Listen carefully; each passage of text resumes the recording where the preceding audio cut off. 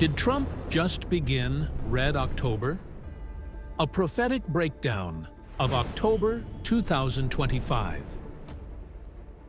World alert. Most missed the prophecy. Hidden in October.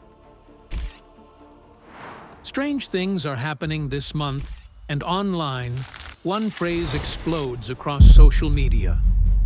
Red October. Is this just political chaos and unfortunate timing? Or are we witnessing the beginning of a prophetic unraveling that was foretold thousands of years ago? You will be shocked when you find 3 reasons many believe that this month is Red October. Reason 1. Gaza burns, Trump declares peace. Let me walk you through the timeline that has the entire prophetic community watching with bated breath. Because the sequence of events unfolding in late September and early October 2025 reads like a page torn from biblical prophecy. September 29, 2025. President Trump stands in the White House Rose Garden alongside Israeli Prime Minister Benjamin Netanyahu and announces what he calls potentially one of the great days ever in civilization, the most comprehensive Middle East peace plan in modern history. But this wasn't just another diplomatic proposal. This was Trump positioning himself as the central figure in what could be the most significant geopolitical transformation since World War II. Here's the 20-point roadmap that has both supporters and critics calling it either salvation or deception. Immediate ceasefire and hostage exchange. Trump demanded an immediate end to all hostilities in Gaza, with the opposition releasing all remaining hostages, approximately 48 individuals, both living and dead. In exchange, Israel would halt all military operations and begin a phased withdrawal from the Gaza Strip. Gaza would be declared a terror-free zone, with all militant groups surrendering their weapons, dismantling their tunnel networks, and ceding all governmental authority. Opposition leaders would receive amnesty, but must relocate to Qatar or other willing host nations. Here's where it gets prophetically significant. Trump announced that he would personally chair an international board of peace to oversee Gaza's complete reconstruction. Not the United Nations, not international peacekeepers. Donald Trump himself becoming the central authority over Middle East rebuilding. The plan promises over $50 billion in international aid for infrastructure development, with guarantees that no Palestinian civilians would face forced displacement. New hospitals, schools, water systems, and economic zones would be built under international supervision. Building on the Abraham Accords, the plan would expand normalization agreements to include Turkey, Indonesia, Pakistan, and potentially Saudi Arabia, creating the most comprehensive Arab-Israeli peace framework in history. But here's what made this announcement different from every previous peace initiative. Trump gave the opposition exactly 72 hours to respond. Not weeks of negotiations, not months of diplomatic back and forth. A hard deadline of October 5th, with the explicit threat that if they rejected the plan, Israel would have full American backing to finish the job with unlimited military support. October 3rd brought the response that has everyone talking. A response was issued which they called a conditional acceptance of Trump's plan. They agreed to the hostage releases and ceasefire terms, but demanded modifications to the disarmament timeline and international oversight mechanisms. This wasn't a rejection, but it wasn't the full acceptance Trump demanded either. It created exactly the kind of ambiguous situation that has historically led to escalated conflict rather than lasting peace. Netanyahu's reaction was equally telling. While publicly supporting Trump's initiative, he hedged his commitment by stating, that Israel reserves the right to resume military operations if the opposition fails to fulfill any aspect of the agreement. Israel will not be fooled again, Netanyahu declared. If they play games with our people's lives, we will finish what they started.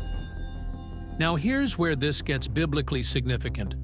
Turn with me to Daniel 9:27. And he shall confirm the covenant with many for 1 week. And in the midst of the week he shall cause the sacrifice and the oblation to cease. And for the overspreading of abominations he shall make it desolate, even until the consummation, and that determined shall be poured upon the desolate. Look at the parallels that should make every student of prophecy pause. He shall confirm the covenant. With many, this isn't a bilateral agreement between two parties. Trump's plan involves Israel, the Palestinian Authority, Egypt, Qatar, Turkey, Indonesia, Pakistan, the United States, and potentially the European Union. That's exactly the kind of multilateral agreement Daniel described.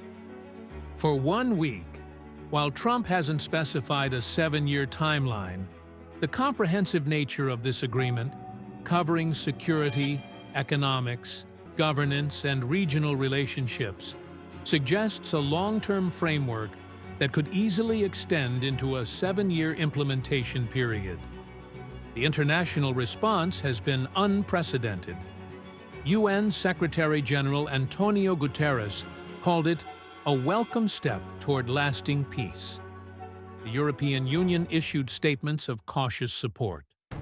Arab leaders who have been briefed on the plan are reportedly expressing optimism about its potential for regional transformation. As I record this, we are approaching Trump's hard deadline.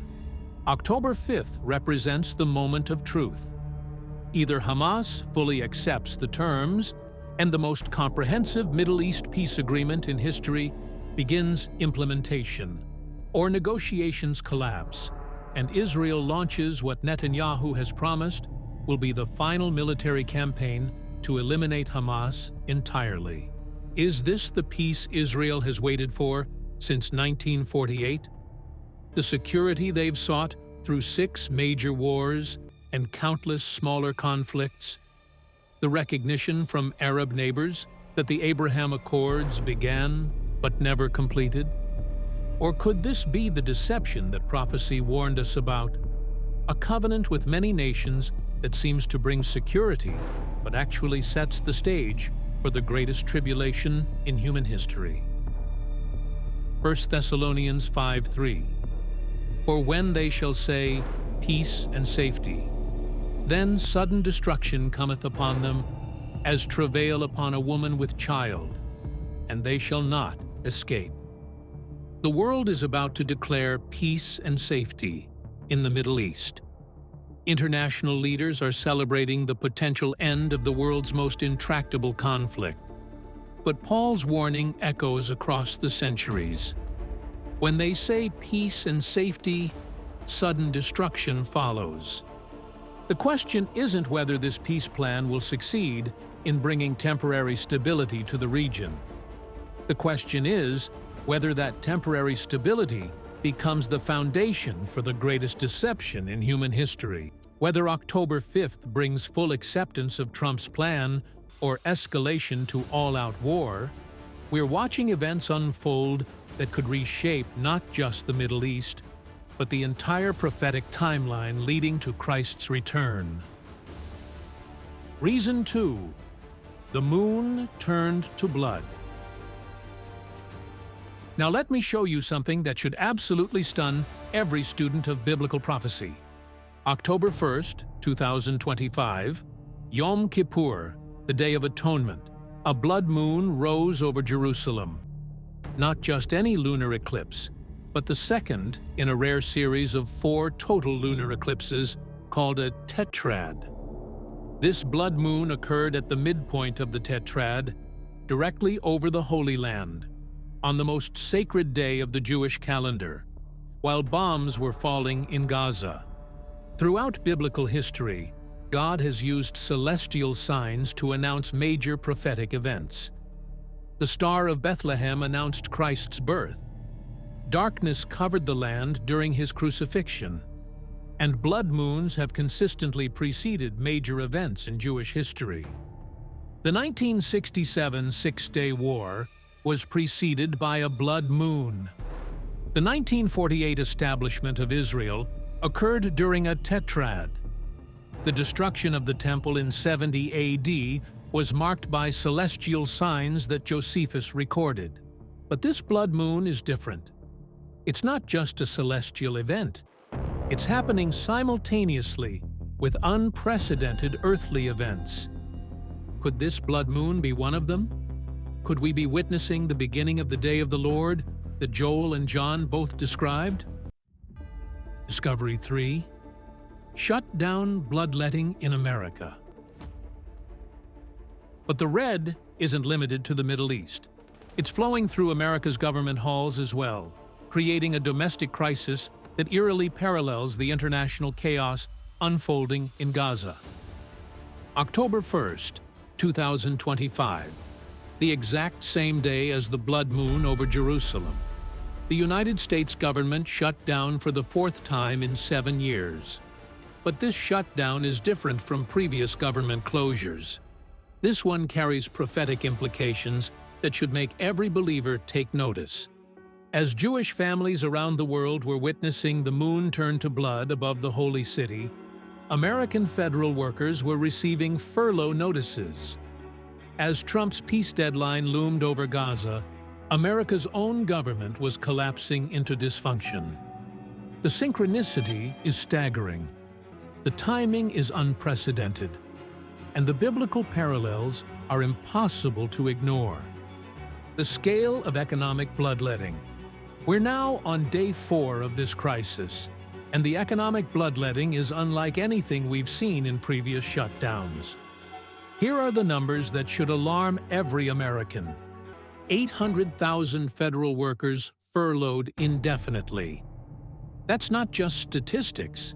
That's 800,000 families suddenly without income.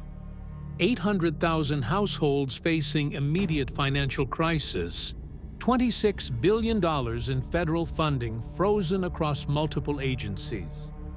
National parks closed, leaving millions of visitors stranded. Essential services suspended in what the media is calling selective enforcement, targeting Democratic strongholds. The Dow Jones dropped 1.5% on the first day alone as markets panic over prolonged political chaos. Financial analysts are warning that if the shutdown extends beyond 2 weeks, it could trigger a broader economic recession. Agricultural payments to farmers have been halted just as harvest season peaks. Social Security offices are closed, leaving elderly Americans unable to access their benefits. Here's what should terrify every student of biblical prophecy. This domestic collapse is happening at the exact moment when America should be projecting strength internationally. A peace deal being negotiated abroad while destruction unfolds at home. International allies are questioning America's reliability as a peace broker when it cannot even keep its own government functioning. Throughout Scripture, God uses internal chaos to judge nations that turn away from His purposes. Judah's destruction by Babylon was preceded by decades of internal spiritual and political decay that weakened the nation from within. Even pagan empires like Babylon and Persia fell when internal division made them susceptible to external pressure. The prophetic significance of America's role. Many Bible scholars believe that America's role in end-times prophecy is not as a major player, but as a declining power that enables other nations to take center stage. The shutdown may be accelerating that prophetic trajectory.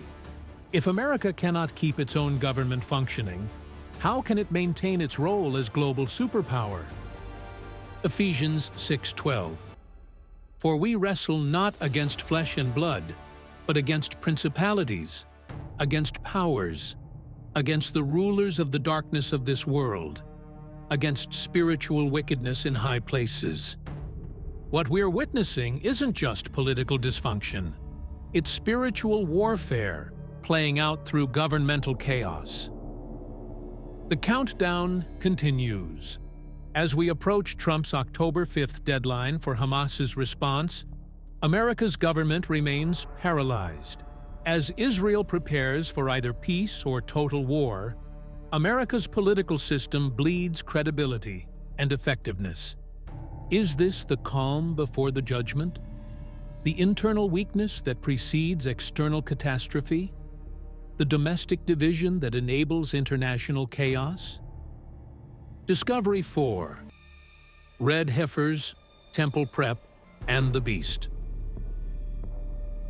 Now let me show you something that connects all these events to what may be the most significant prophetic development in 2,000 years.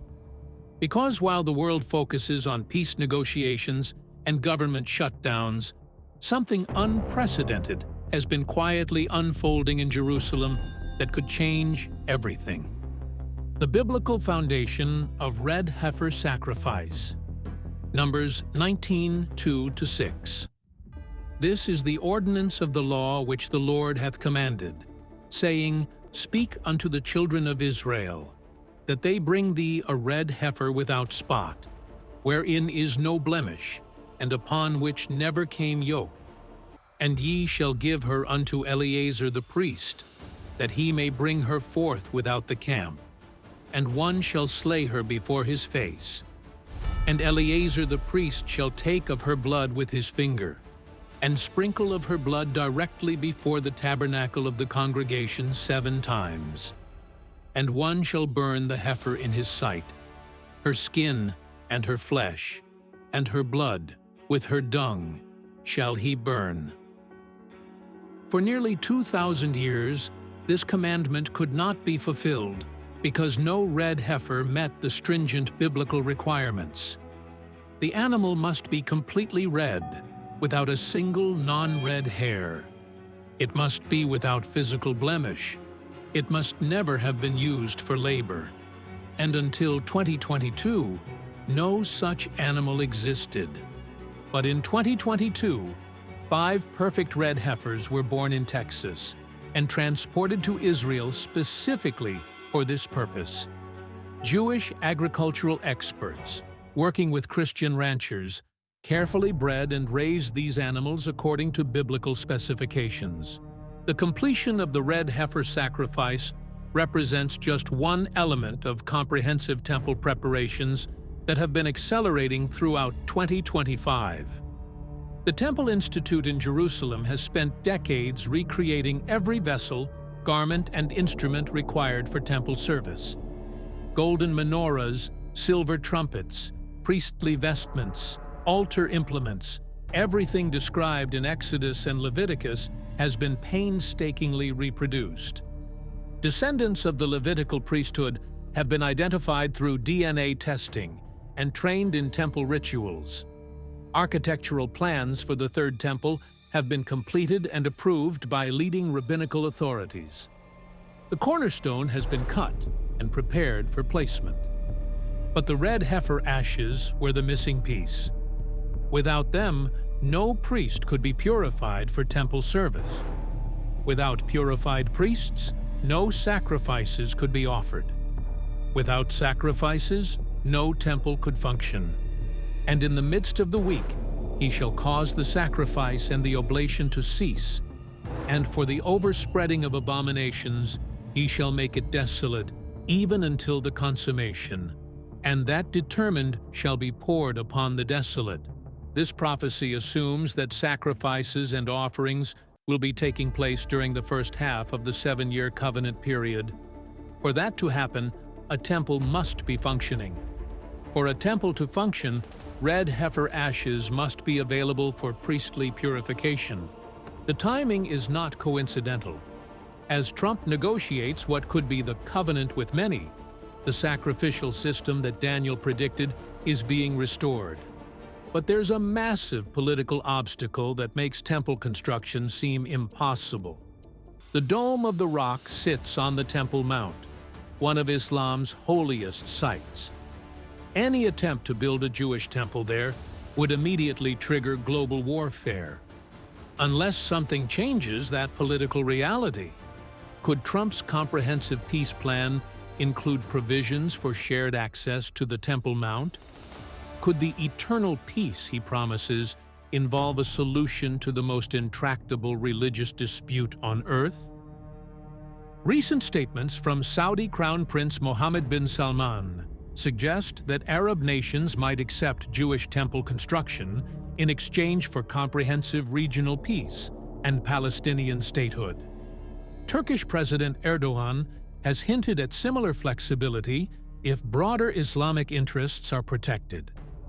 What seemed impossible just months ago, Muslim acceptance of a rebuilt Jewish temple, may be becoming politically feasible through Trump's negotiations. Orthodox Jewish groups are conducting regular prayer services on the Mount, despite official prohibitions. Temple Mount activists are measuring and mapping the site for future construction. Rabbinical authorities are issuing new rulings about the permissibility of Jewish presence in areas previously considered off-limits. Palestinian and Muslim authorities are expressing increasing alarm about what they call escalating Jewish aggression on the Mount. Tensions that were manageable months ago are now reaching explosive levels. But here's what's particularly significant. These tensions are reaching their peak at exactly the moment when Trump's peace plan could provide a political framework for resolving them. Modern technology has made temple construction faster and more feasible than ever before in history. Prefabricated building techniques could allow temple construction to be completed in months rather than years. Advanced architectural modeling has solved construction challenges that puzzled builders for centuries. International funding from Christian and Jewish sources has made the project financially viable. The Temple Institute estimates that once political obstacles are removed, actual temple construction could be completed within 18 months. All the materials are ready. All the plans are finalized. All the personnel are trained. The only missing element is political permission. Exactly what Trump's peace plan might provide.